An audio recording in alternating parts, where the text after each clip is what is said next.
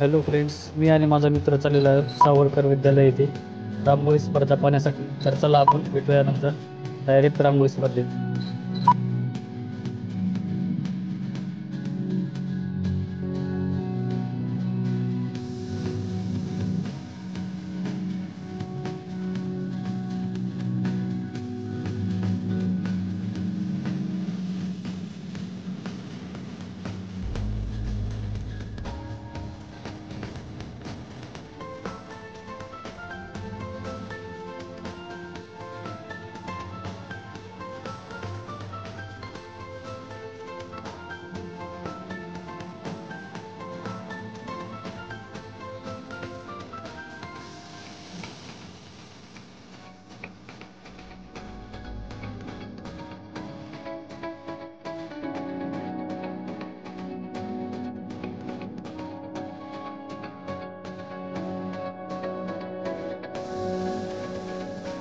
Hello friends, welcome to my YouTube channel.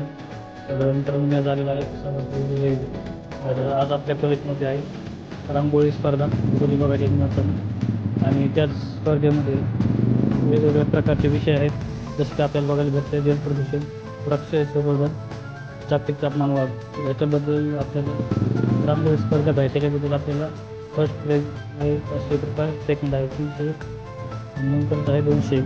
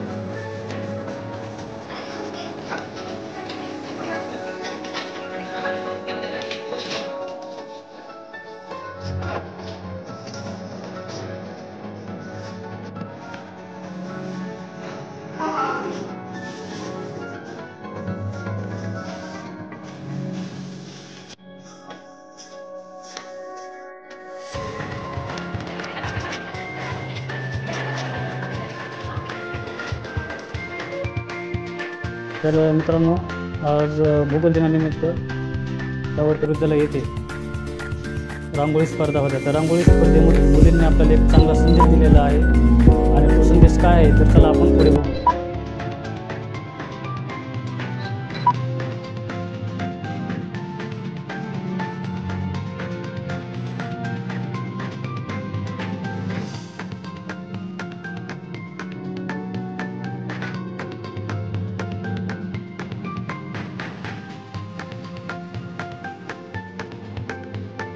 मित्रांनो, हे बघा, स्टॉप वॉटर पोल्युशन.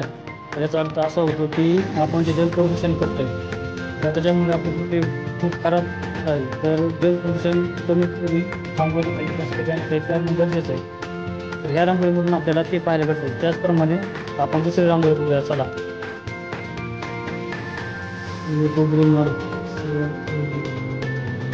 तर मित्रांनो, 3 नंबर रांगोळीमध्ये आपल्याला बघायला भेटते की पृथ्वीचं टेम्परेचर वाढत आहे. टेम्परेचर वाढल्यामुळे खूप सारे सांगतात पृथ्वीमुळे टेम्परेचर वाढतं.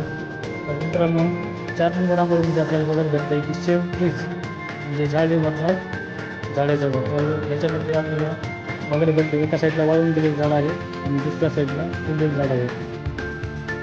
तर मित्रांनो, 5 नंबर रांगोळीमध्ये आपल्याला बघायला भेटतं की प्रत्येका ना करे हरण, आवडच्या पर्यावरण.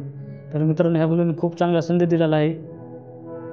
आपण जर झाडे लावले, झाडे जर वाचवली तर आपल्याला ऑक्सिजन भेटणार आहे. नाहीतर तुम्ही जे इथं दाखवलं आहे असं मुलाच्या अंगावरचं सिलेंडरचं टाकी आहे आणि परत झाड लावते, तर हे येणाऱ्या काळामध्ये असं न व्हावं त्यासाठी झाडे लावा, झाडे जगवा.